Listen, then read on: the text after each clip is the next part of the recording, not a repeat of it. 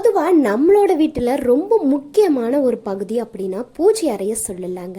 இந்த பூஜை அறையில் எந்தெந்த பொருட்களை வைக்கணும், அது மட்டும் இல்லாமல் எந்தெந்த சுவாமி படங்களை வைக்கக்கூடாது, வைக்கணும் அப்படின்னு சாஸ்திர ரீதியாக சில வழிமுறைகள் இருக்குது அப்படின்னு சொல்லலாங்க.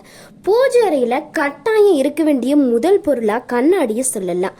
உங்களுடைய பித்ருக்கள் பூஜை அறையில் இருக்கக்கூடிய கண்ணாடி வழியே தங்களுடைய முகத்தை பிரதிபலித்து விட்டு செல்வதா சாஸ்திர ரீதியா சொல்லப்படுது. பித்ருக்கள் மட்டும் இல்லாமல் குலதெய்வத்தினுடைய பிம்பமும் நீங்கள் பூஜை அறையில் இந்த விஷயங்களெல்லாம் செய்கிறப்போ அந்த கண்ணாடியில் பிரதிபலிக்கும்.